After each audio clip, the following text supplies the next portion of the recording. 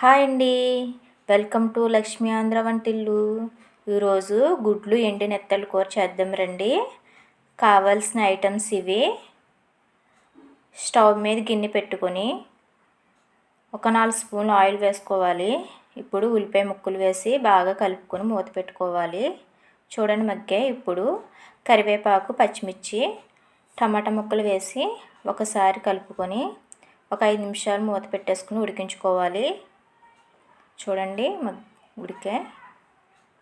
ఇప్పుడు శుభ్రం చేసి పెట్టుకున్న నెత్తళ్ళను ఇందులో వేసుకుంటున్నాను. 2 స్పూన్లు కారం, సరిపడ ఉప్పు వేసి మెత్తళ్ళను ఒకసారి కలుపుకొని 5 నిమిషాలు ఫ్రై చేసుకోవాలి. నేను ఒక పెద్ద నిమ్మకాయ సైజ్ అంత చింతపండు తీసుకుండి రసం చేసుకున్నాను. ఇప్పుడు రసాన్ని ఇందులో యాడ్ చేసుకుంటున్నాను. పులుపు ఇంకా ఎక్కువ తిన్న వాళ్ళు ఇంకా కొంచెం యాడ్ చేసుకోవచ్చు. నేనైతే తక్కువ యాడ్ చేశాను. ఇప్పుడు ఉడకబెట్టుకున్న గుడ్లను ఇందులో వేసుకుంటున్నాను. ఒక 6 గుడ్లు వేస్తున్నాను.